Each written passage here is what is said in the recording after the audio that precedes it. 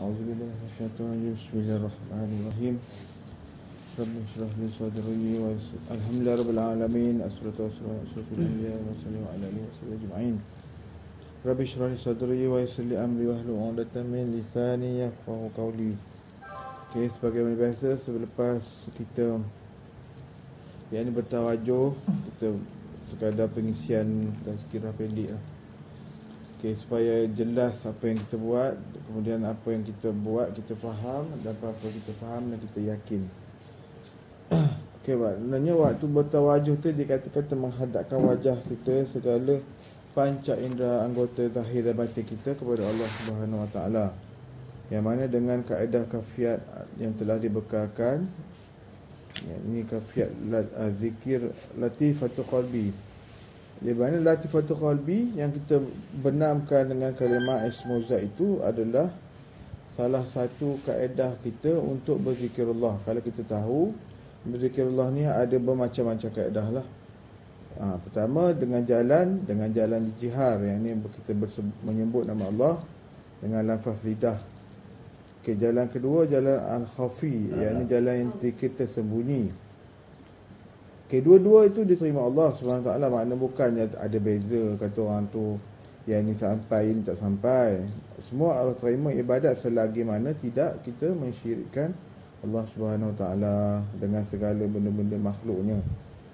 Okey, bila maknanya kita berzikir tu tadi dikatakan dalam hadis Nabi SAW bahawa zikir martabat al-khafi ini, dalam mana zikir yang tersembunyi, dia martabatnya adalah 70 kali ganda daripada zikir jihar. Sebab apa? Sebab zikir qalbi ni maknanya penyertaan secara batin. Maknanya secara qalbi kita hadir. Kalau kita perhatikan, kadang-kadang kita duk tengok orang berzikir yang di luar dengan jihar tu, dia punya fikiran dia melayang, tapi memang nama menyebut nama Allah kan. Kalau tahlil di apa nama al-qunuri arwah kan. Dia la ilaha illallah tu, mata dia dah pandang nasi tu ya. Dah teringat makan bani. Dia hadir dia pada nasi tu. Kita dalam latihan tawajuh tu sendiri, hadir kita adalah pada martabat hadrah ketuhanan, maknanya mengingati Allah. Makna mengingati Allah tu sebagaimana kalau kita faham Allah Subhanahu Wa Taala tu, kalau kita ngaji sifat 20 asas pun cukup dah. Wujud, qidam, baqa, mukhalafatuhu lil hadis, kaunuhu aliman, kaunuhu qadiran.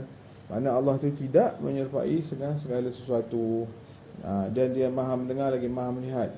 Cukuplah kita dah meyakini yang tu. Kemudian tidak menganggap Allah Ta'ala tu bertempat. Setengah puak-puak sekarang ni Wahabi ni dia dah banyak lah masukkan dia punya jarum. Dia boleh katanya Allah tu bertempat di langit, Allah tu duduk di atas aras istiwa. Itu semua adalah ayat-ayat mutasyabihat. Mana dalam Quran tu ayat-ayat yang menggambarkan kekuasaan Allah. Macam juga orang kata Allah itu mempunyai tangan kekuasaannya. Setengah orang dia tak feel terus Allah Ta'ala tu ada bertangan. Ada dibayang macam tokoh Hindu tu bersila. Jadi kita sebarang lintasan yang menggambarkan atau menjisimkan Allah Subhanahu Wa Taala, maka adalah tidak, apa kata orang, tidak bertepatan dengan akidah ahli sunnah wal jamaah. Kalau orang mendakwa bahawa Allah Ta'ala itu bersemayam di atas aras, maknanya beristiwa di atas kerajaannya, contoh di langit. Habis sebelum terbit, orang kata sebelum kejadian pertama Allah Ta'ala menjadikan alam, Allah Ta'ala duduk kat mana? Kita hujah balik. Kadang-kadang orang yang tak ada ilmu tu dia ikut je apa orang habis cakap. Kalau dia orang kata dakwa pula, kita mana boleh tafsir ayat apa nama tu Al-Quran. Kita kena terima bulat-bulat. Tak sedangkan orang yang mentafsir Al-Quran adalah orang yang mahir, orang yang dah ada fasih dalam bidang dia kan, dalam maknanya alim ulama. Kita kena terima alim ulama, sebab dia ada elemen connection dengan ayat ni, dengan ayat itu, dia ada relation dia, bukan boleh terima sebiji. Jadi ada satu dakwi pula hadis mengatakan ada satu budak tu 5 tahun. Rasulullah SAW tanya kat dia, di mana Allah? Kata budak tu jawab, di langit. Ya betul wahai budak, kata. Nabi akui, sebenarnya Nabi akui tu bukan menyetujui bahawa Allah Ta'ala di langit, tetapi untuk memelihara akal budak tu. Kalau budak 5 tahun tiba-tiba kata bukan, Allah Ta'ala tu istiwa di atas, menggambarkan kekuasaannya begini ngangat lalam, budak tu menggila. Kita tak menceritakan Tuhan dengan apa disebut dalam Hadis Nabi berkatalah kamu sekadar akal mereka. Maknanya berdepan dengan orang, ikut kadar dia. Kalau dia budak 5 tahun cara dia. Kata Allah di langit. Betul Allah di langit. Allah tu maha besar. Allah tu besar langit. Kita cakap dekat dia. Tapi dia dengar itu adalah sebagai satu didikan, tanamkan etikad dia. Maka lama-kelamaan dia pun berubah lah. Dia dah besar dalam ngaji, dia dah faham kan. Jadi Nabi Muhammad SAW tak berkata untuk budak 5 tahun tu untuk seluruh umat dia. Dia bagi pula hadis lain, hadis kursi. Serupa dengan hadis kursi. Apabila kamu datang kepadaku, kata dia Allah Ta'ala, hadis kursi ni mana hadis direct. Allah Ta'ala berfirman kepada Nabi SAW. Lepas tu dia kata apabila kamu datang kepadaku dengan berjalan, maka Allah Ta'ala kata aku datang kepada kamu dengan berlari. Bukanlah makna bila kita berlari kita dah nampak Allah Ta'ala berjogging katanya datang kan. Makna di situ adalah satu makna mutasyabihat ni, makna satu benda yang abstrak. Yang bila kita memahami dengan keyakinan, bila kita menempuh, ni di jalan dia. Bila kita menempuh dengan jalan zikrullah al-khafi ni, dia bukan cerita berzikir. Bukan cerita kata orang tu nyebut nama Allah, tidak. Dia maknanya satu perjalanan. Satu perjalanan menyelami keyakinan tu. Dalam suluk, dalam saya suluk dulu, dia katakan dalam bahru yakin, lautan keyakinan. Bila sebut lautan keyakinan tu besar, maha besar. Jadi kita tak dapat nak ukur keyakinan seseorang melainkan sekadar melihat dia punya perbuatan dia, kita nampak dia punya kerja laku dia. Itu je, setakat itu je kita boleh lihat. Dalaman dia dengan Allah kita tak dapat detect. Kita tak dapat nak melihat secara mutlak.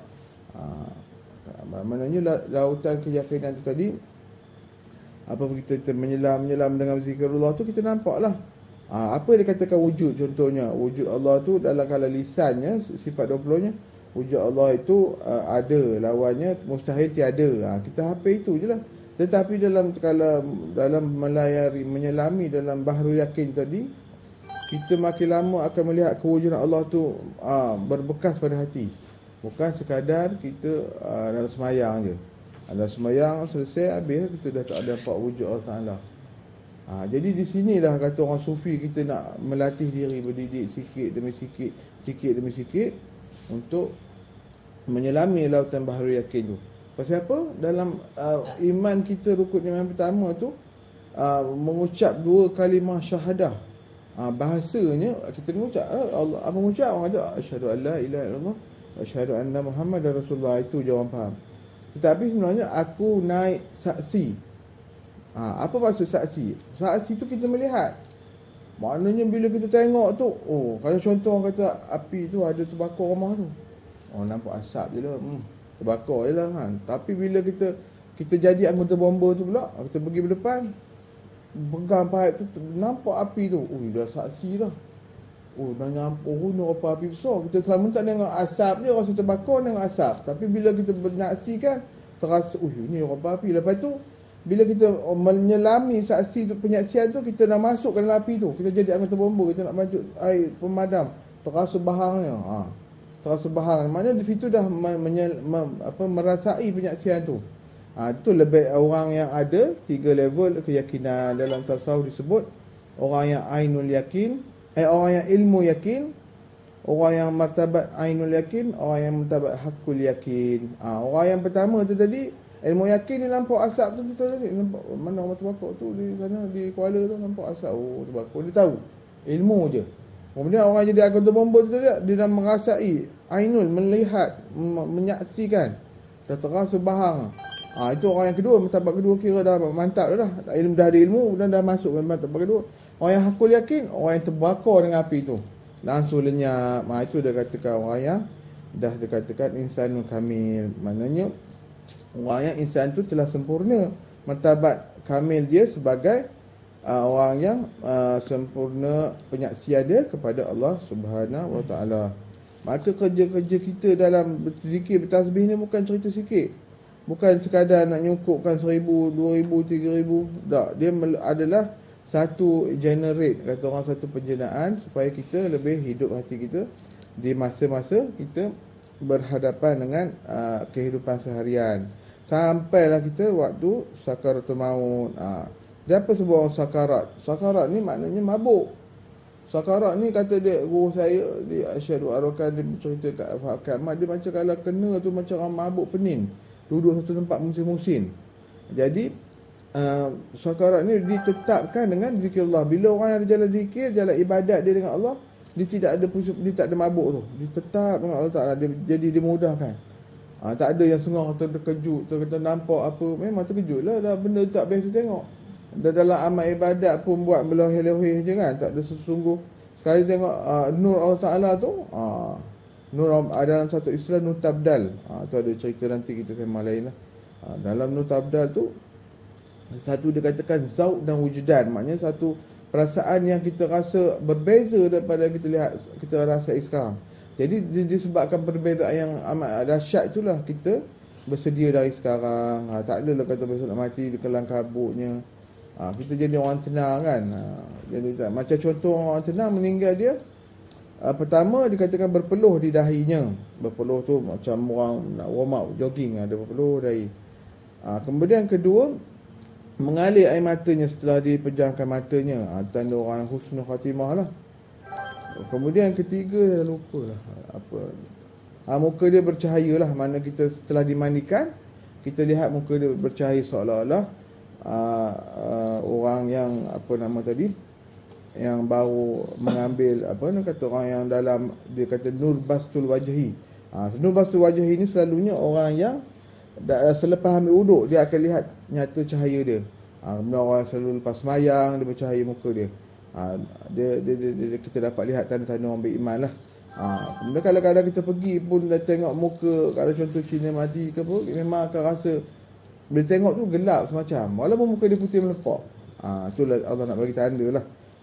Nanti kita sembang pasal pandangan tembus, apa muka syafahnya, apa nama tu, pandangan pandangan tembus tu orang panggil firasat orang mukmin. Kita boleh nanti kita kupas sikit-sikit lah. Sebab saya pun tak nak bawa cerita tinggi-tinggi tu, bawah-bawah sederhana dulu kan. Mungkin dah lama pelan-lama insya-Allah boleh kita sentuh sikit yang ni lebih tinggi sikit lah. Tinggi pun bukan nak ke mana pun, nak balik ke Allah Ta'ala je, bukan nak nyanyi hebat, tak ada apa pun. Jadi itulah sekian saja sekiranya pendek. InsyaAllah ada masa lagi, kalau ada kelapangan kita buat lagi majlis tawajuh. Okey. Subhanakallahumma wa bihamdika Allahumma ighfirli innaka antat tawwabur rahim. La haula wala quwwata illa billah. Amin.